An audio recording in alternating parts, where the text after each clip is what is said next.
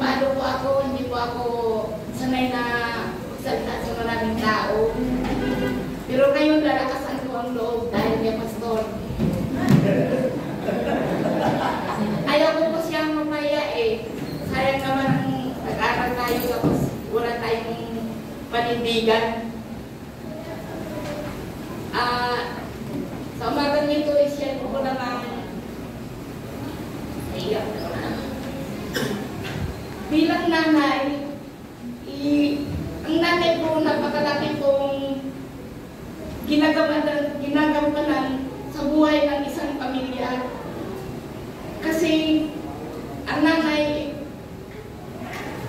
isa kong general information, general problem, general manager. Yun po ang nanay. Bakit kamo? Lahat po, ang mga anak ay nakatingin sa isang nanay. Although nandiyan naman ang tatay, pero not all the time na andyan po kasi nag-work.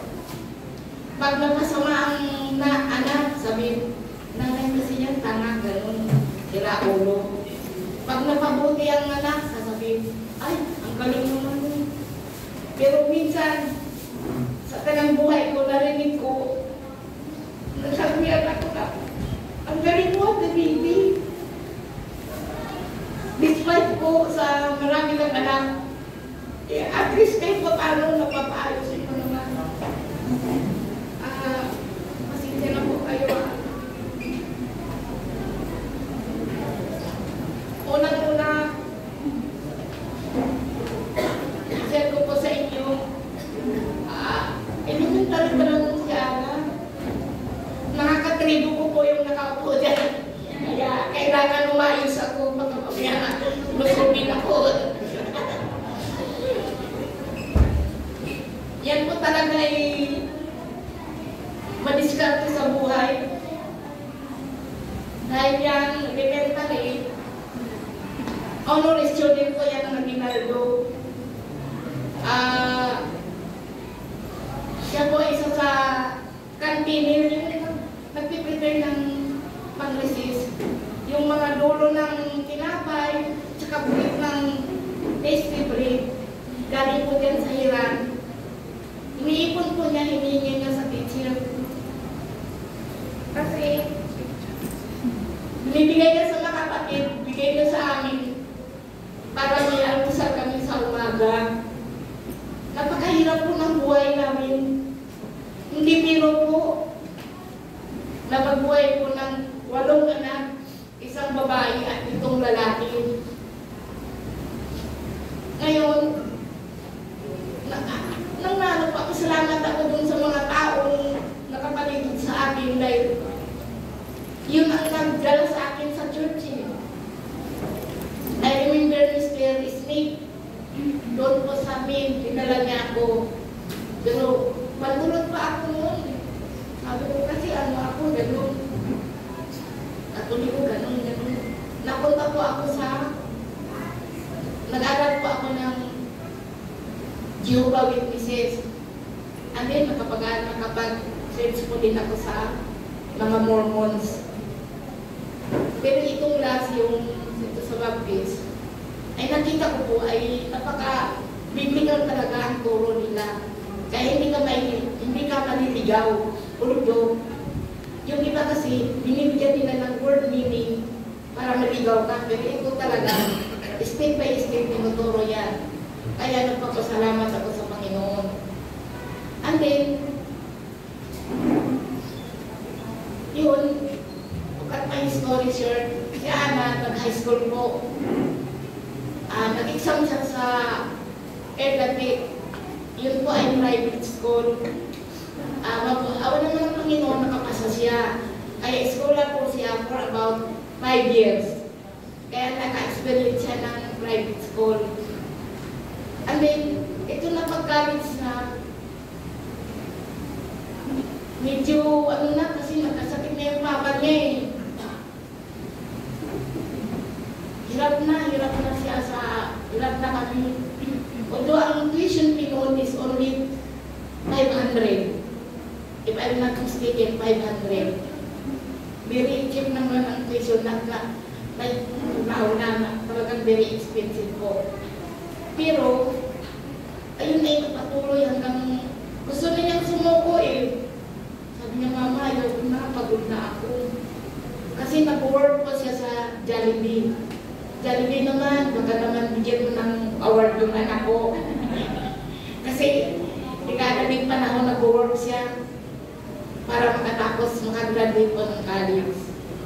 Alam niyo, hirap ng buhay, struggle. Pumipila po kami sa 888 Nandakan para makabili po ng rice. 5 kilos, bawat isa sa amin, tatlo kami si Anding. Ako, at siya. 5 kilos po yun.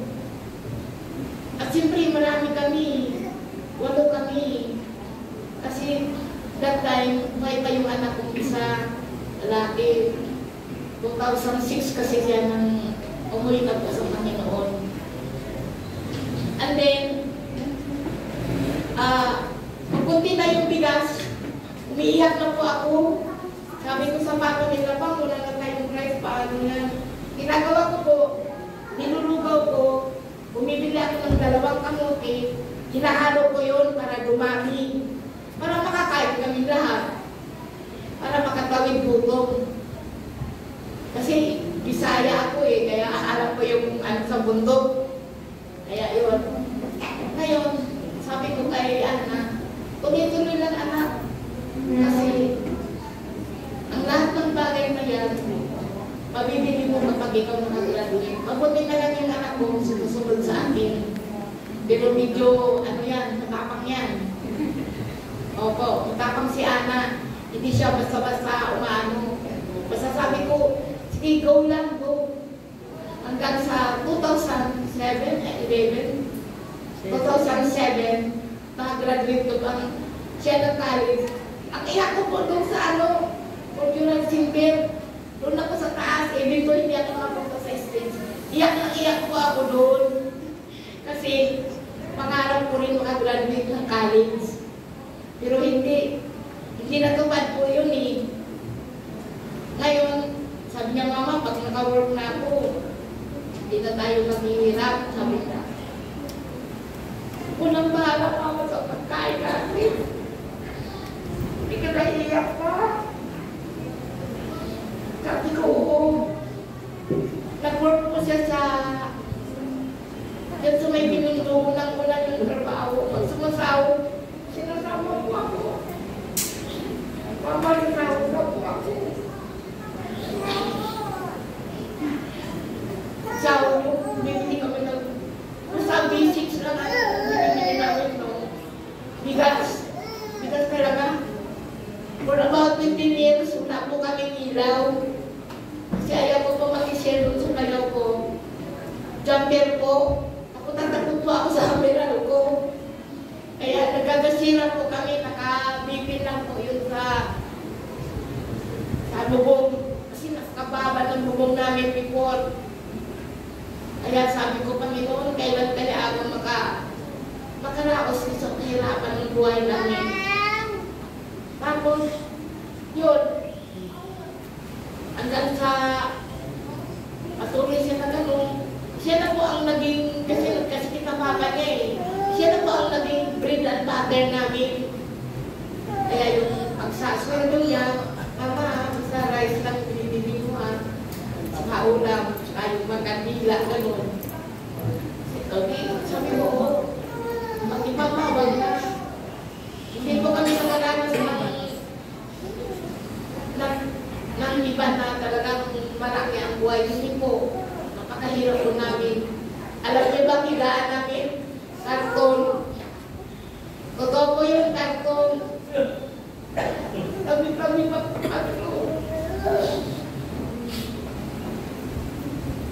tumutulong pa yung bubong namin.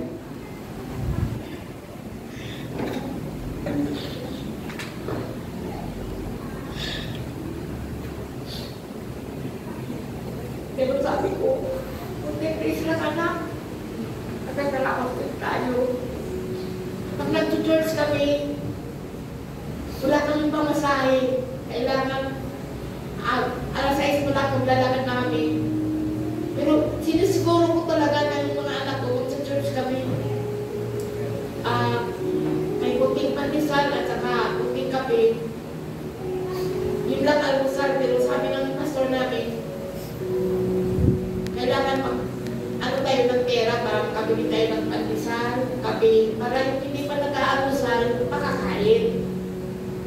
Walang dinilig na ng Panginoon yung ano. Kaya pumunta kami sa church doon, kami minsan nag-aalmusal. Kaya yun. Araw-araw, linggo po yun. Pag may mga activities po kami, mga anak ko po, kalinig ko kayo. Ang makulit lang talaga si Jamel, minsan hindi sumasama ako sa CD. Kasi tulog sila ng tulog, silpon paggabi. Yan sabi ko, alam mo mga anak, kasi puro na lalaki yan, makukulit yan. Alam mo, pinapakinggan nila, si Ana lang.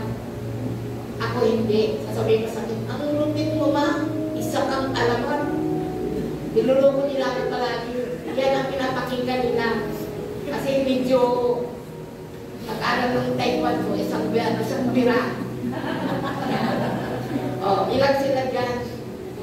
Pag inutos na gano'n, sunod yan. Pag bilis. Kunin mo ng ganito, pumunta ka sa ganito, sunod na ganito. Panili, may tama yan. Si Ardingan, laki-laki tao, binubugbog niyan. Hindi mo uwi. Siyempre, ano ba yung estudyante noon? Maraming barkada na numo. Pag-uwi, maaga na. Ang lalagay namin ng tubig noon is 1.5 na coke. Pinapalo niya yan.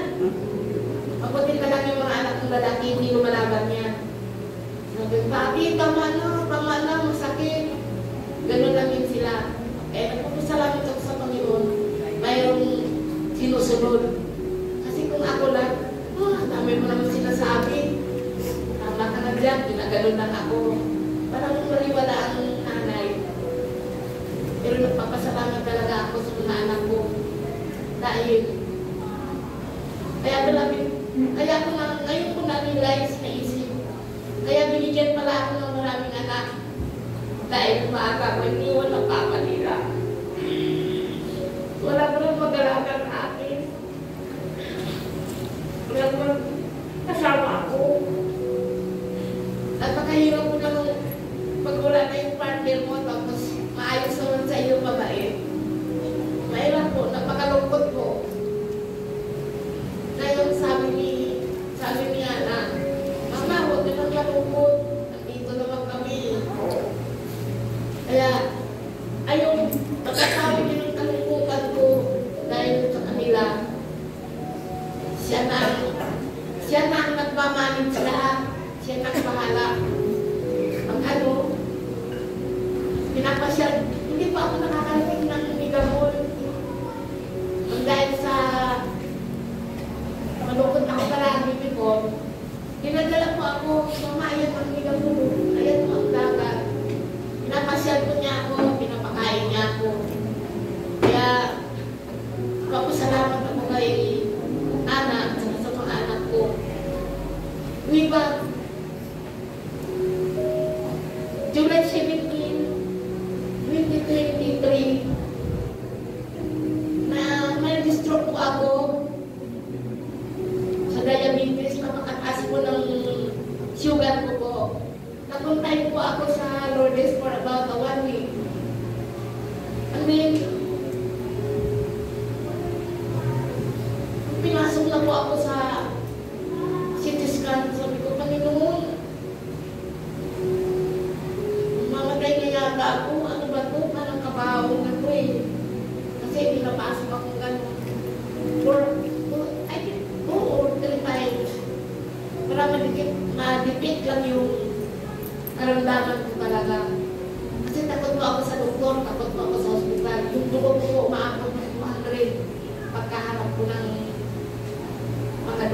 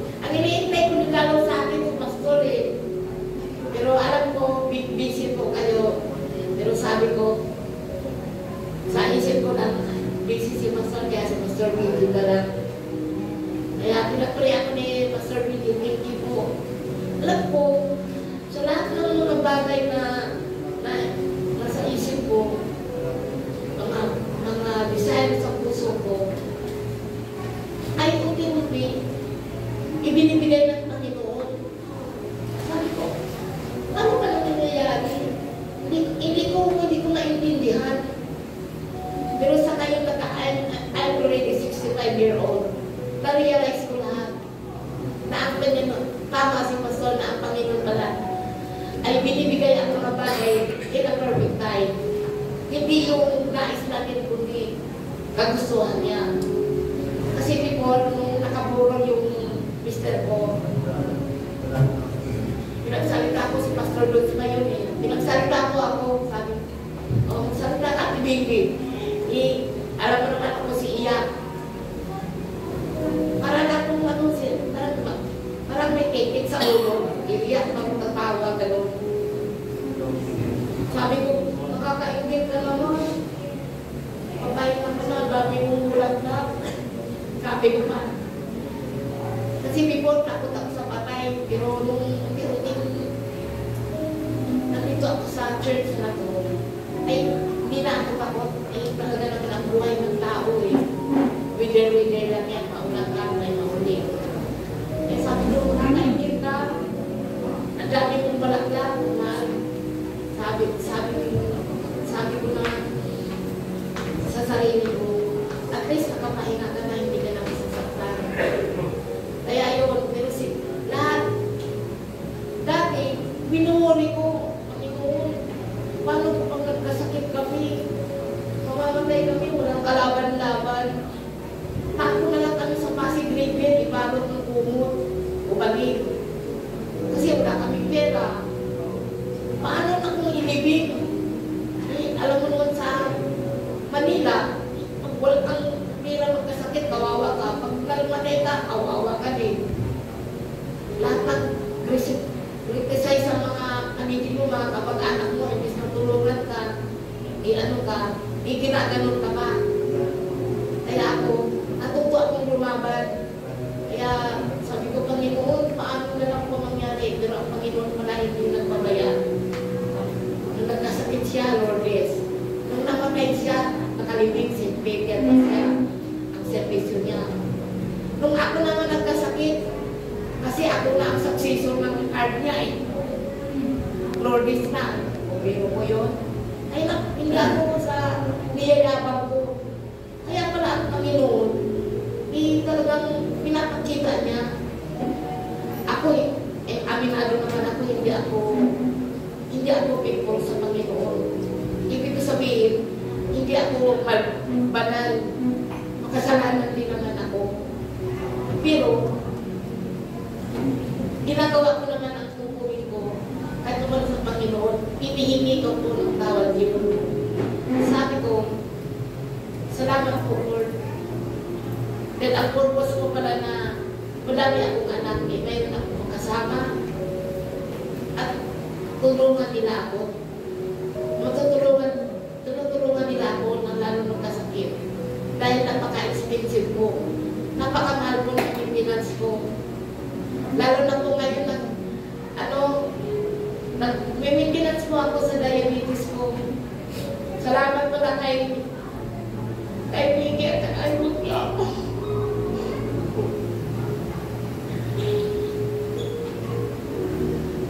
Kasi sila ang sumagot ng maintenance ko po. Mahal po. Siyempre, kasi Justin, sila ang sumagot ng pagkain ko po. Yung diabetes kasi mahal po yun. Sila po ang sumagot. Dali si Ana, siya lahat. Saka si Alvin, tulong-tulong po sila. Kaya yun pala purpose ng Panginoon.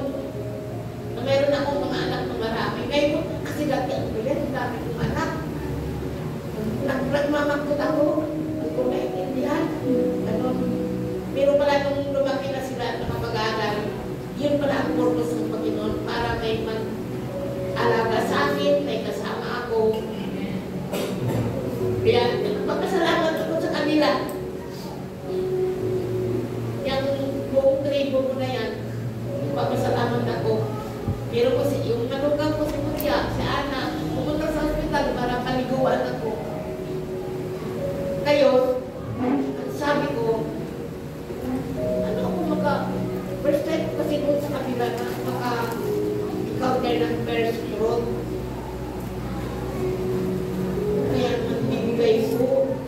Wala naman po akong work. Nanga po ako, sa bahay lang ako. Tagalama lang po ako. Taga-alaga ng ako. Pero, sabi ko, malay mo. Kasi ako yung tao, hindi nawawala ng pag-asa. Dahil sabi ko, ngayon nga, walang pera. Malay mo bukas, may pera. Ito, pasalamat ako din. Si Ana, pag Mama, may pera pa ba dyan? Sabi ko, wala na yun. O may visit ako, Ma. Bigyan ng pera. Tapos nung naka-alis si Ate, ano nga si Mama, bigyan mo. Hindi ko naman kasi ini-expect na ano ko dyan si Ate kasi medyo ganun sa pera yan. Kasi maraming double cuts eh. Marami yan ganun. Kung tutusin nga eh, mas malaki pa ang sweldo niya kaysa kay Ana. Pero si Ana kasi ano yan eh. May si Ana talagang nagmamanage. Ang binibili lang yung talagang kailangan hindi yan, pinto, hindi po. Talagang yung kailangan ng ano, yung importante lang po. Ang pamumuhay po namin ay simple lang. Ngayon, medyo nakaka-wag-wag na ng kaunti. Kaya, ayun, nakakatikim na po kami ng ano, hotdog. At saka ano, apple. Dati po yung totoo yun. Ayan mga anak ko, yung spaghetti po, makakatikim na po kami pag may bigay ang kapitbahay. Pero ngayon, kahit wala akong kasyon, nagluluto ko yung manugang ko. Si Mutya kasi magaling magluto yan eh. Kaya ayun, sabi ko, paano kayo? Siyempre, January, ganun, ganito. Pero, isang araw, may nagbigay sa akin ng blessing. Si Ana, tinago ko yun. Dati, sa totoo, 1,000 lang po binigay ko eh. Nagkakayaman sabihin, pero yung totoo, wala po akong pera eh. Pero sabi ko, wala namang pangalan, di ba nila malalaman na ako nagbigay yun. Sabi ko,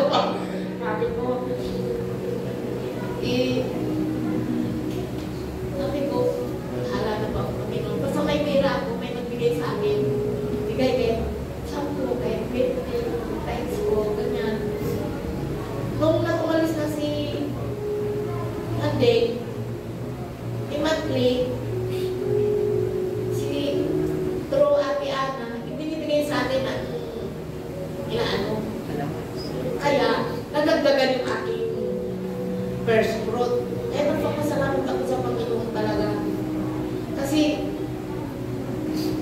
ipinapakita niya lahat na kapag ikaw pala ay hindi naman kasi mamaya magbibigay ako, wala naman balik. Kasi nung hindi naman sinabi yung matapat ako, yung pala pag nagbibigay ka, without knowing, medyo malaking pala sa iyo na blessing. Si Kenneth, alam ko hindi naman nakakatulong sa ano talaga yan. Masaway pa yan si Kenneth eh. Laging talpak yan at saka redoors. Pero minsan, pag nalasing, inaabutan ako ng 500. Ginising pa ako ng araw. Ano mama? Minsan, si Kenneth, yun ang pinakagwapo kong anak, matangkad kasing tangkad ni Ana. Although gwapo naman sila lahat. Walang kasya na pangin. At matatalino sila. Proud ako sa kanila dahil si CJ medyo bulak-bulangin ang to. Bulak-bulak siya. Pero alam ko naman kayang-kaya niya. Ngayon, madaling araw, mama, kung ito sa iyo, bakit nanalo ko ba ng dampak? Sabi niya, paano mo nalaman ng dampak? Ano pa nung sa cellphone mo? Alam mo, hindi ko alam ha?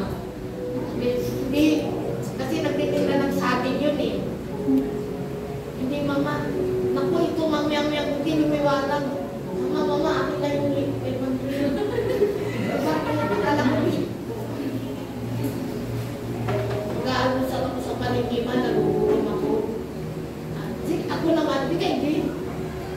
naman pinabalik sa akin yung 300 at salamat sa akin ko. Binibigyan din ako ng mechanic kahit pa paano. Pero hindi, madalas hindi tulad niya, hindi, nila Ana, nila Mutya. Si Mutya, binibigyan ako ng pera yan. O, siyempre, pag nangingi ako yan, binibigyan din ako, pero siyempre may pamilya na sila. Kaya nung palagi ka mangingi, si Mickey ang hiningan ko. Pero, papasalamat talaga ako sa Panginoon. Kasi nadala ko sila sa church eh. Nadala ko sila. Yung si Kenneth lang sa Sabrina. Si Kenneth ko nagkasakit. Mama, dalhin mo ako sa church. Dinala ko yun eh, nakakay-akay ko pa. Aba, nang gumaling. Halika ako church. Ay, naku, mauna na kayo. Mahalan na kayo dyan. Ayaw, mahalan sa kanala. Ganun ang katuwiran niya, pero hoping pa rin ako na madala ko siya talaga. Dahil si Kenneth, ano siya eh, Pag-Ginoo, pero medyo bastos. Kasi ano siya eh, basta ko. Pero pag may niramdaman na, ang bait-bait. Ang bait talaga. Kaya sabi ko, wag naman po Panginoon na paluin. Gumawa po kayo paraan para madala ko siya. Kaya nagpapasalamat ako sa Panginoon. Dahil nadala ko sila sa church. Kahit pa paano active sila. Kaya, ayun po, at tungkol naman po sa first group, talagang ayaw ko sabihin na magbigay kayo dahil may kapalit ko yan. Hindi po. Sa kalooban ng kusang loob niyo po na magbigay. Ang Panginoon lang po ang tutugon lahat sa yan.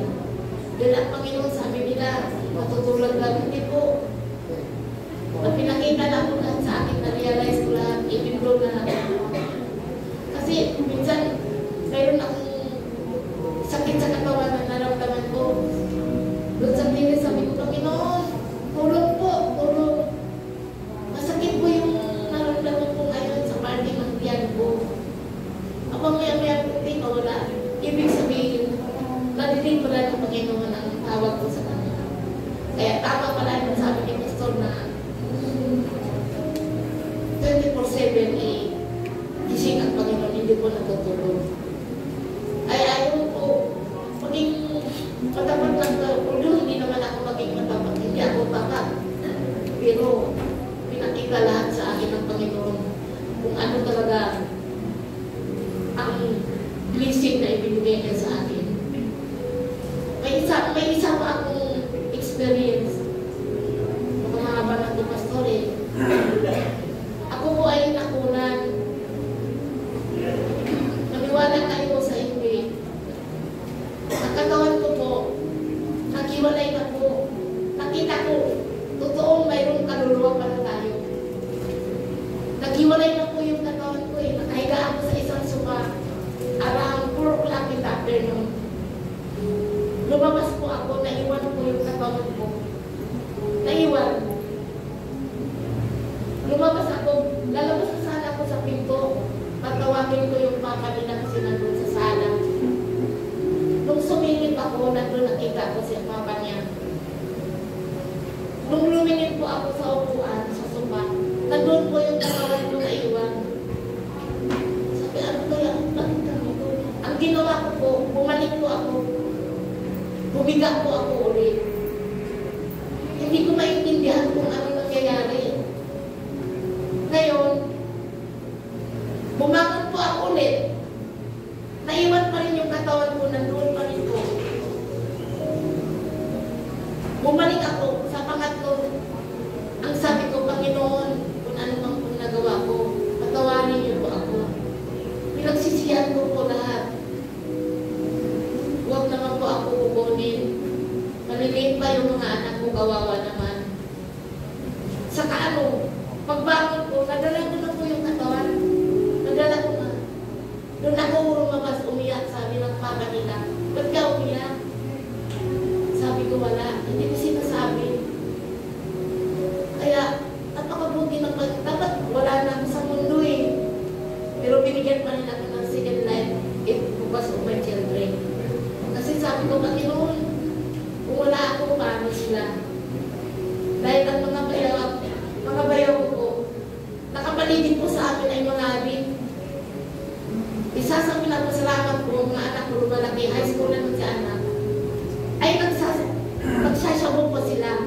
Kitang-kita ko po, binabato ko nga ng pusa eh. Kasi may puno kami, umaakyat ako doon. Doon sila nagpapatsisyon. Yun ang kinakatakot ko, because puro mga lalaki yan eh. Hindi, may kaya saan ba kayo? Huwag kayong pumasok dyan. Ganun lagi ang ano ko reaksyon. Kasi nakikita ko sila kung paano sila mag-session ng sabong. May yung ganan ko, pinasilin ko nga eh. Nakita ko lahat kung paano mga bayaw ko ang profesor ng sabong. Nagbibinta siya. Pero yung pinabanggit ko na pangalan ko ay umuwi na po sila lahat sa Panginoon. Lahat sila po, bayaw, mga ano, pinsan na doon, puro malalaking tao sila eh. Magsasabong, gumagamit po sila. Kaya takot na takot ako noon. Pati papa nila, kumapit ka doon. Para yung tiyan ko lumit kasi papa nila malaki. Kaba. Harap-harapan niya.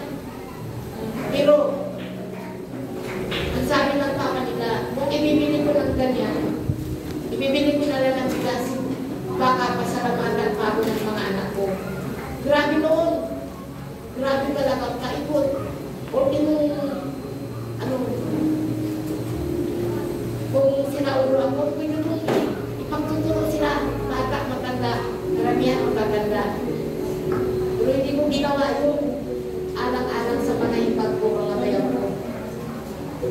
Pero kaya, kaya yung mga anak ko, lagi kong binabantayan.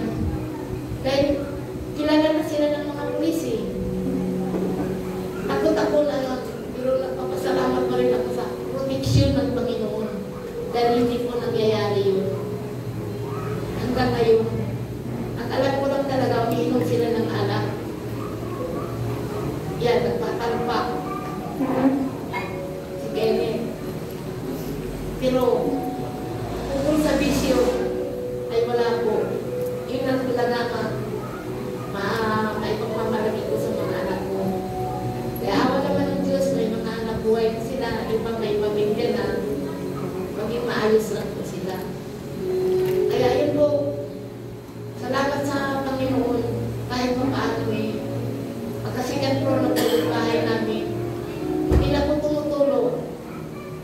At pag-uwi ko galing hospital, may kwarto na po ako at naka-aircon pa po. Hindi po ako nag-aayabang dahil yung right hand ko po eh, iniinda ko na nga ngayon eh. Dahil very long time ago, I think mga 15 years, more than 15 years, pay-pay ng pay-pay po. Kasi napakainit. Sa labas minsan ako natutulog. Kaya, ayun, ang Panginoon napakabuti. Binigyan kami ng bahay na ayos-ayos. Binigyan ko ang kanto, naging kutson, ang pay-pay, naging aircon. Ayun po. Kaya salamat sa mga biyaya po, blessing po ng Panginoon sa amin. Kasi talagang as-in wala.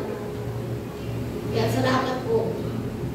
Kaya yun lang po ang maisishare ko sa inyo. Kaya maging matapat po tayo. Maging alaga, maging sa first call po, magtawag po tayo. Basta sa taos sa puso natin ang magdaya sa Panginoon. Taos puso din, ibabalik sa inyo. Hindi lang siksik kundi. Talagang abunda ka. Kasi, na-experience ko na po yan. Dati po, wala po akong damit. Ang damit ko lang po, 2, 3. Pero ngayon, binigyan ako ng Panginoon. Through the effort ng may ako na anak. Binihisan nila po ako. Kaya, nagmumukha na po akong tao ngayon. Dati kasi, ano lang, wala lang. Pero salamat sa Kanya. Dahil binibigyan niya ako, binibigyan niya ako. Kaya, yun po, maging matapag tayo sa Panginoon. Dahil sa Kanya po, mayroon pong pag-asa. Wala po sa tao. Sa Panginoon po tayo magtiwala. Lubos-lubos ang tiwala ko sa Panginoon. Kahit minsan bilang human being, nagduda. lahat. Pero lahat, pinakita niya eh. Kung ano kailangan ko, kung ano, ibinibigay niya po. Kahit sabi niya, hindi ko naman kisita, hindi ko naman na ano, napansin. Hindi po. Talagang katotohanan po yan na ang Panginoon ay buhay. At talagang tinutulungan ka. Ngayon, kung halimbawa, uuwi ako sa Panginoon, okay na. Kasi nakita ko sila eh. At sa church na eh. Pero hindi pa ako kukunin dahil kahit ko pa sinabi ko mag-graduate. Dahil napakatalino ko nila eh. Minsan nga sabi ko eh, sana nakagraduate din ako. Pero alam mo siguro, hindi ako ano ng dahil kung nag-graduate siguro ako naka-aral siguro ako baka aywan ko lang. Hindi ko alam kasi sa atin eh, meron din ako pagkasira ulo eh. Kaya ayun po. Kaya magtiwala lang po tayo. Huwag tayong maging mayabang. Laging magpakumbaba. Lagi po nagsasabi ng totoo. Dahil ang Panginoon, pagkapat hindi natin nakikita tayo sa mga ginagawa natin. Kaya yun po, salamat po. Marami pa akong na-experience sa sarili ko, pero baka ako din tayo nakakagabi.